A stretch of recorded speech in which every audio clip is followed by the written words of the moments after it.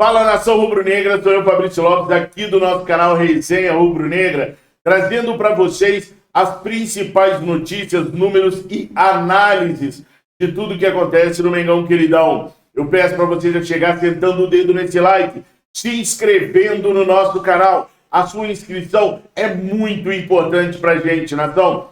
Se não fosse, eu não pediria. Clica nesse botãozão vermelho escrito inscrever-se e torne-se mais um membro da nossa família VVP.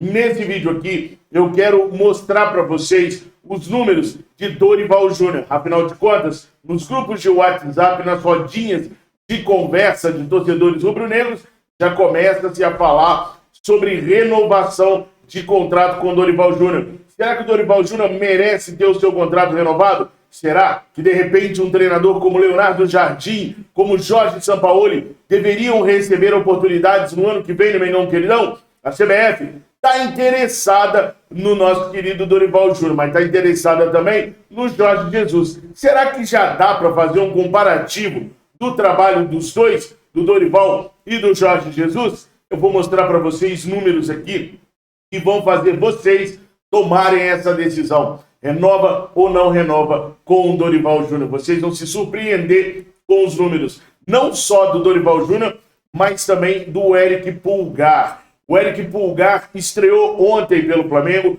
jogou 12 minutos, entrou no lugar do Diego Ribas, que jogou 78 minutos, e eu gostaria de mostrar para vocês os números do Eric Pulgar, comparando com os números do Diego, mas é uma comparação só para a gente ter uma base, uma ideia. Afinal de contas, o Eric Pulgar não joga desde o dia 30 de maio.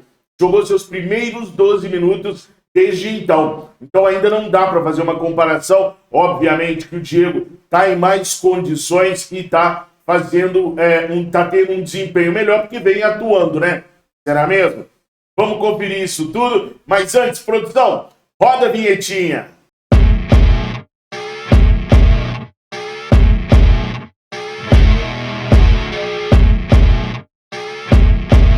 Bom, pessoal, nas redes sociais, a conversa que já começa a tomar conta das discussões sobre o Flamengo é o treinador para 2023.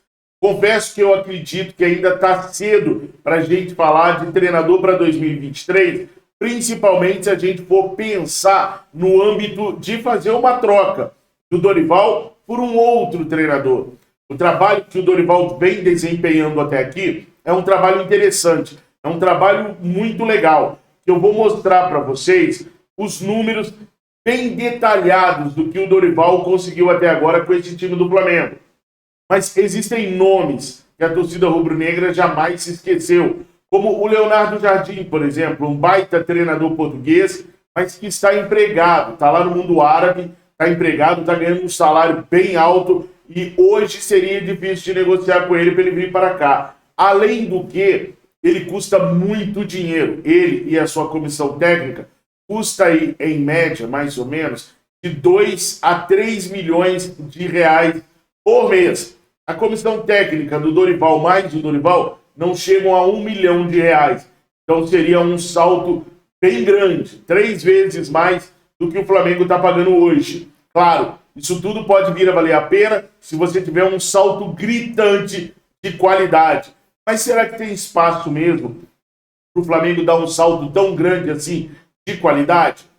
Deixa aí nos comentários que eu quero saber. O Jorge Sampaoli também é um outro treinador. Esse é mais fácil de tentar negociar, porque por enquanto está livre no mercado, mora e gosta muito do Rio de Janeiro e é um fã incondicional do Flamengo. Vive rasgando elogios ao Mengão Queridão, meio que do jeito que o Arturo Vidal fazia. Mas o momento agora, do meu ponto de vista, é de privilegiar o trabalho do Dorival Júnior, que tem números, eu diria, quase que assustadores. Quando o Dorival Júnior pegou o Flamengo estava na 14ª rodada, a 7 pontos do líder Palmeiras, como se encontra hoje. Mas estava 3 pontos acima da zona do rebaixamento. Era um time que oscilava muito, que não conseguia uma regularidade para entrar no G4. Nós não conseguíamos nos aproximar dos líderes do campeonato. E desde que o Dorival Júnior assumiu, muita coisa mudou. Olha só, pessoal, O Dorival foi contratado no dia 10/6 deste ano. De lá para cá, o Dorival Júnior fez 23 jogos. Pelo Brasileirão foram 14. Pela Copa do Brasil, 5 jogos. Pela Libertadores, 4. Foram 17 vitórias, 2 empates, 4 derrotas. Marcamos 47 gols e sofremos apenas 14 gols. Só esses números já são números que nos deixam assim, bem esperançosos, bem animados, sabedores do que o trabalho é bem feito. 17 vitórias em 23 jogos. É muita coisa, gente. É muita vitória. Ainda mais se a gente levar em consideração que no meio dessas vitórias aí tem São Paulo, tem Corinthians, tem Atlético Mineiro, que são times assim que estavam esse ano bem acima do Flamengo. O Corinthians chegou a ser líder do Campeonato Brasileiro, o Atlético Mineiro esteve a 2 pontos da liderança do Brasileiro, o São Paulo já nos eliminou na Copa do Brasil em outras ocasiões, vinha sendo uma equipe dura para ser batido no Campeonato Brasileiro também, ou seja, passamos por provações bem complexas, inclusive o Palmeiras também, apesar de ter sido 2 empates, o Palmeiras vinha numa balada muito melhor que a nossa, 100% de aproveitamento na fase de grupos da Libertadores, 100% de aproveitamento nas oitavas de final. O Palmeiras vinha com um time aí bem organizado. A gente tem que levar em consideração que o Palmeiras está há 3 anos com esse elenco que ele tem agora e há 3 anos com esse treinador. Os caras são bicampeões da Libertadores e também são líderes do Campeonato Brasileiro nesse momento. Então, jogando com o time B na casa dos caras, a gente arrancou um empate muito bom. A imprensa, ela insiste em dizer que o Flamengo está em declínio, que o Flamengo está com problemas nesse exato momento. Mas isso é o bairrismo que esses caras têm, porque o Palmeiras, por exemplo, nos últimos 2 jogos fez 2 pontos. O declínio do Flamengo nos últimos 2 jogos nos permitiu fazer 4 pontos, ou seja, o dobro do que o Palmeiras fez. Mas a imprensa avalia o Flamengo como em declínio e o Palmeiras não. Isso deixa muito escancarado como que o bairrismo impera. Tudo isso porque o Flamengo não fez o jogo que os caras queriam que o Flamengo fizesse. O Flamengo é o time mais cobrado da América do Sul. O Flamengo não pode simplesmente vencer. Tem que vencer dando espetáculo, dando show. O Palmeiras suou demais para empatar com o Fluminense. O Flamengo venceu o Botafogo. Mas o empate do Palmeiras é muito mais valorizado do que a vitória do Flamengo em cima do Botafogo. E o Palmeiras jogando com o time principal, o Flamengo jogando com o time B. Então, vocês têm que tomar muito cuidado com o que vocês assistem, com o que vocês ouvem, porque isso pode trazer um desânimo para a torcida que não é verdadeiro. É claro que o Flamengo vai enfrentar pedreira, é claro que o Flamengo vai ter dificuldades em um jogo ou outro. O importante, quando o Flamengo tiver dificuldades, quando o Flamengo não conseguir encontrar o seu melhor jogo, é o Flamengo vencer. Foi o que aconteceu ontem. Se não deu para encontrar o melhor jogo, e vençamos, e vencemos. Vencemos, diminuímos a diferença para o Palmeiras, e o Dorival Júnior começou a ter números muito expressivos. Mas vocês estão achando que são só esses números aí que eu vou mostrar para vocês? Negativo. Espia só, pessoal. O total de jogos do Dorival Júnior são 23, como a gente já falou. Ele jogou 12 jogos em casa, 11 jogos fora de casa. Ou seja, um pouco menos de 50% de jogos fora de casa, que é um número muito, muito alto. Jogos sem levar gols. Desde que o Dorival Júnior assumiu, o Flamengo ficou 13. Escutaram bem? 13 jogos sem levar gols. Isso era uma coisa inimaginável na era Paulo Souza. Dos 23, em 13 nós não sofremos gols. É impressionante. Nós ficamos 5 jogos seguidos sem sofrer gols. O aproveitamento na Libertadores do Dorival Júnior é de 100%. Ou seja, ele não perdeu para ninguém. Ele ganhou todos os jogos. Inclusive, tem um 7-1 no currículo, que é o jogo contra a equipe do Tolima. O aproveitamento do Dorival na Copa do Brasil, 66,6% de aproveitamento. Aproveitamento no Brasileirão, 73,8%. Gente, esse aproveitamento de 73,8%, ele é maior do que o aproveitamento neste momento da equipe do Palmeiras. O Palmeiras, líder do Campeonato Brasileiro, tem 69% de aproveitamento. O Flamengo, com o Dorival Júnior, tem 73,8% de aproveitamento. O aproveitamento geral do Dorival Júnior, todas as competições e todos os jogos, é de 76,8% de aproveitamento. Focando no Brasileirão, porque é a competição que a gente está com mais dificuldades até o momento para poder chegar na liderança. Se o Dorival Júnior manter esse aproveitamento, ele vai ter um aproveitamento superior a muitos clubes campeões brasileiros. Eu peguei nos últimos 5 anos, os últimos 5 campeões brasileiros. Em 2017 foi o Corinthians. O Corinthians foi campeão brasileiro com 72%. O Flamengo, nesse momento, tem 73,8%. Em 2018, o Palmeiras foi campeão brasileiro com 70,1% de aproveitamento. Em 2019, a gente teve aí o Flamengo, Mengão queridão, campeão brasileiro, time do Jorge Jesus, com 78,9%. Aquele time era um absurdo, né? Aquele time do Jorge Jesus do Campeonato Brasileiro, quase 80% de aproveitamento, era uma coisa assim, sem noção. Em 2020, o Flamengo, campeão brasileiro, foi com 62,2% de aproveitamento.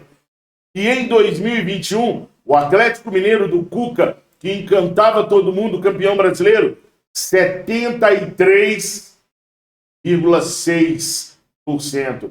O Flamengo tem hoje 73,8%. Ou seja, os últimos 5 campeões brasileiros, só um teve aproveitamento melhor do que o Dorival Júnior vem tendo nesse exato momento. Jorge Jesus, com 78,9%. Só o Flamengo de 2019 teve um aproveitamento melhor do que o Flamengo de 2022. Por isso eu falo para vocês, eu destaco para vocês, que não dá para ficar assistindo qualquer programa de televisão, não dá para ficar ouvindo qualquer mídia que fala de futebol, porque a avaliação deles é tendenciosa. O que os caras tentam fazer é jogar sempre o Flamengo para baixo, é tentar fazer o torcedor desanimar, não empolgar. Tipo, para quem no Brasileirão são 7 pontos de diferença, faltam só 14 jogos, não vai tirar, ainda que 14 jogos sejam 42 pontos, são muitos pontos para tirar. Ah, mas o Palmeiras tem um aproveitamento maravilhoso. Não, não tem. O Flamengo tem um aproveitamento maravilhoso. 73,8% é muito superior aos 69% do Palmeiras. Não estou dizendo para vocês que vai ser fácil.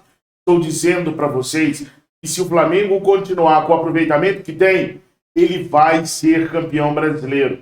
É claro que uma coisa é avaliar números frios, outra coisa é avaliar os resultados em campo, os jogos que o Flamengo tem pela frente, os jogos que o Palmeiras tem pela frente. O Flamengo ainda tem compromisso com Copa do Brasil e com Libertadores. O Palmeiras tem compromisso apenas com Libertadores, ou seja, em semanas de Copa do Brasil, o Flamengo vai estar ativo, vai estar jogando, porque nós vamos para a final da Copa do Brasil, se Deus quiser. E o Palmeiras já foi eliminado da Copa do Brasil. Então há essa vantagem a favor do Palmeiras. Mas há também a situação da gente ter um elenco muito superior em qualidade ao do Palmeiras, que nos permite jogar com times mistos quando preciso descansar os titulares para as Copas. Então, pessoal, a moral da história que eu quero passar para vocês. O Flamengo na mão do Dorival Júnior é simplesmente outro Flamengo. É o Flamengo que mais se aproximou do Flamengo do Jorge Jesus nos números. Nem o Flamengo do Rogério Ceni, nem o Flamengo do Paulo Souza, nem o Flamengo do Renato Gaúcho, nem o Flamengo do Domenech se aproximaram tanto dos números do time do Flamengo do Jorge Jesus. Então, eu te pergunto agora, você, com todos esses dados em mãos, renovaria com o Dorival Júnior?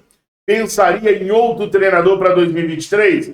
Coloca aqui nos comentários. Eu quero muito saber a perspectiva de vocês sobre esses números que eu estou trazendo do Dorival Júnior, tá bom? Agora é o seguinte, ontem nós tivemos uma estreia pelo time do Flamengo. Todo mundo pensava que o Guilhermo Varela seria o primeiro a estrear.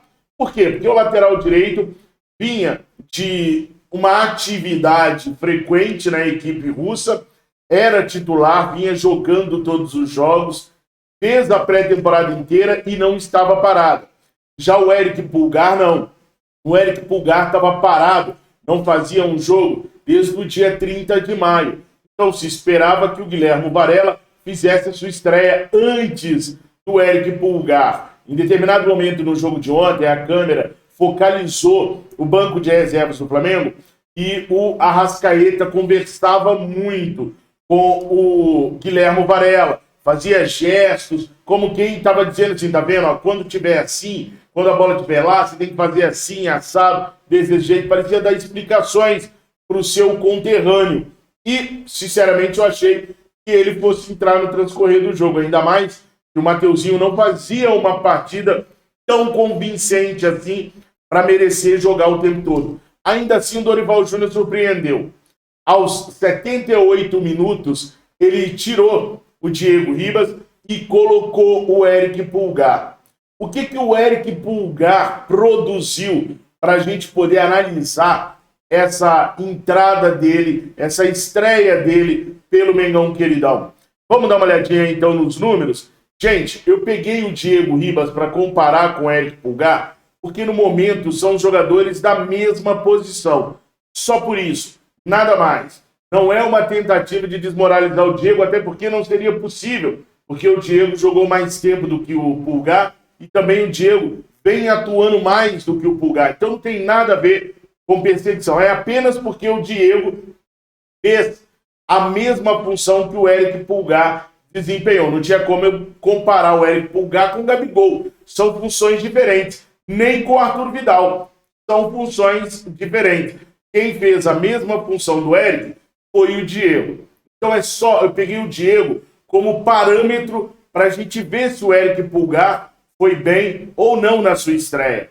O Pulgar jogou 12 minutos e o Diego 78.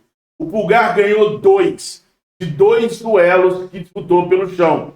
O Diego ganhou 8 de 14 que disputou. Os duelos aéreos ganhos. O Pulgar ganhou 2 de 2. O Diego não ganhou nenhum de 5 duelos pelo alto. Perda de posse de bola. O Eric Pulgar perdeu a bola 3 vezes. O Diego Ribas perdeu 13 vezes. O que é normal o Diego ter perdido mais do que o Eric. Jogou 78 minutos e o Eric jogou apenas 12. Passes certos. 80% de passes certos para o Eric Pulgar. 83% de passes certos para o Diego. 2 desarmes para o Pulgar, 3 para o Ribas. Com esses números, eu considero a estreia do Eric Pulgar muito boa. Por quê? Primeiro, que ele jogou apenas 12 minutos, teve pouco tempo para poder mostrar alguma coisa. Segundo, que ele vem de uma inatividade desde o dia 30 de maio. Quase completou junho, julho, agosto, 3 meses sem jogar futebol. E como os números dele estão bem próximos do número do Diego, que é um jogador que vem em atividade, que vem atuando pelo Flamengo regularmente, quer dizer que a gente pode esperar coisas boas do Eric Pulgar a partir desses números que a gente colheu do jogo de ontem. Se ele conseguir manter esses números, ou melhor, se ele conseguir melhorar esses números à medida que ele for ganhando mais minutos em campo, a gente acabou de ganhar um grande reforço no Mengão Queridão. Mas o que vale aqui no nosso canal é a sua opinião. Coloca aí nos comentários o que vocês acharam sobre todos os números que eu passei para vocês. Do Dorival Júnior, do Eric Pulgar, em comparação com o Diego Ribas. Se vocês ainda estão meio brocochôs, porque hoje de manhã eu fui ver as redes sociais e a galera estava no mínimo, indignada com o que estava vendo nos programas esportivos. Eu quis mostrar para vocês, através de números, através de fatos, que não tem motivo para a nação rubro-negra desanimar. Muito pelo contrário, eles têm que nos temer. Quando eu digo eles, eu digo todos os nossos adversários, dentro e fora do Brasil. O Flamengo está mais vivo do que nunca, mais forte do que nunca. Nação, se inscreva se ainda não for inscrito, convide os seus amigos para participarem dos nossos canais, para se inscreverem nos nossos canais, para fazerem parte da nossa família rubro-negra. Deixem o seu like, fiquem com Deus. Saudações rubro-negras!